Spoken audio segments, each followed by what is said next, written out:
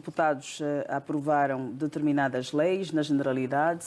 Houve debates acesos, opiniões que divergem, é natural que isto aconteça, mas foram apresentados também argumentos que justificassem tal posição. Que opinião é que tem sobre estas propostas de lei, na verdade estas leis que foram aprovadas na generalidade e que vão agora para a discussão na especialidade?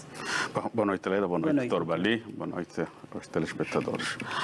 Bom, eu olho para esse tipo de discussão como aquela máxima que é a luta entre o gato e o rato, né? Porque, na verdade, olhando para projetos de lei, as propostas de lei, de alteração, encontro situações que no passado tinham sido resolvidas por consenso, mas agora estão a ser retomadas outra vez. Há aqui um avanço e recuo em relação às nossas leis que regulam as eleições. Vou trazer aqui alguns factos. Em 92 e em 2008, a lei eleitoral previa as mesas móveis. Na revisão de 2011, foi consensual que, na verdade, as mesas móveis, apesar da boa intenção que levou à sua criação, que tem que ver com a questão dos cidadãos privados de liberdade, por exemplo, os hospitais e outros, apesar dessa boa vontade, mas mostraram que são vulneráveis à fraude eleitoral. E por isso, em consenso, a norma que previa as mesas móveis foi exatamente revogada. Ora, hoje, volta-se a falar outra vez da reintrodução das mesas móveis. Outro aspecto. Em 2017, da alteração à lei eleitoral, e essa alteração já é sintomática. Alteração pontual, não é? Não, elas ocorrem sempre na véspera das eleições. E há uma estabilidade da legislação eleitoral nesse sentido. Em 2017, salvo erro, as alterações introduzidas, uma das quais veio tirar o poder das comissões provinciais eleitorais de apuramento dos resultados eleitorais a esse nível. Surpreendentemente, nesta alteração, essa questão está a ser retomada. Outra questão é da fixação das atas das assembleias de voto, as chamadas atas síntese. Eu vou explicar o que é isso. Eu fui delegado de lista por 2 eleições e eu tenho não só teorização legal, mas eu tenho vivência dos factos, né? O que acontece é que numa assembleia de voto é o seguinte: há mesas, podem ser 2 ou 3, depende do número de eleitores inscritos e dos cadernos eleitorais. Produz-se uma ata nas mesas da assembleia de voto. E depois essas atas, se forem 4, transitam para a mesa número 1, onde está o presidente da Assembleia de Voto, para consolidação e a publicação do resultado da Assembleia de Voto. E estes resultados são exatamente escritos na ata síntese. E a ata síntese é afixada. A tua lei prevê isto. O que é que vai acontecer? Que essa ata síntese vai ser eliminada, a proposta de eliminação, e as atas das mesas da Assembleia que transitam para o apuramento provincial.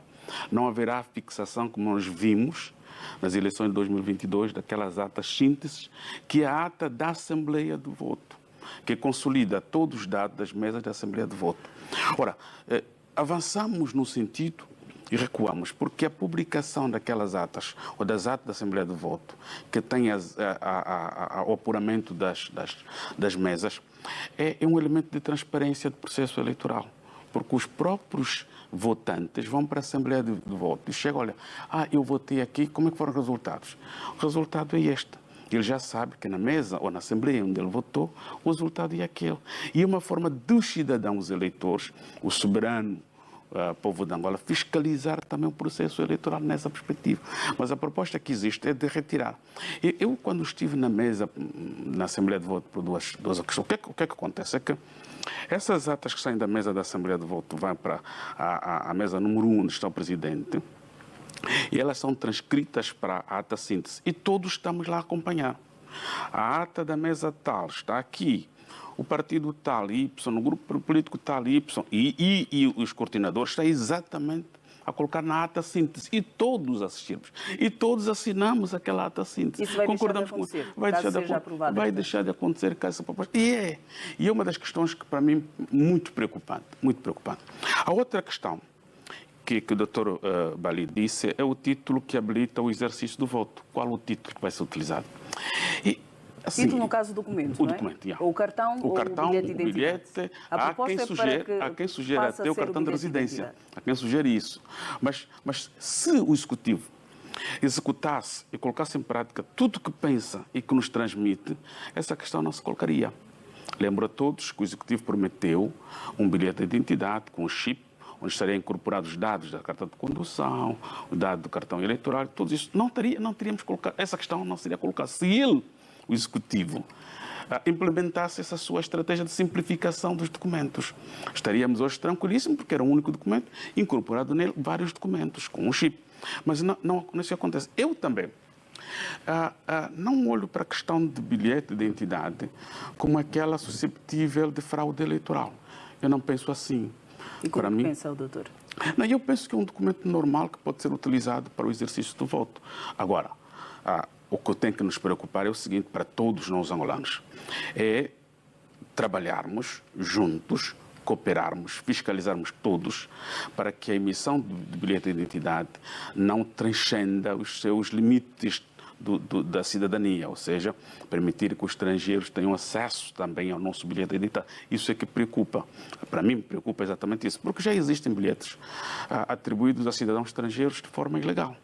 Isto já existe. E ainda bem que o Ministro da Justiça tem uma mão de ferro nessa situação e ele tem tido uma posição punitiva muito forte dos funcionários que prevaricam nesse sentido.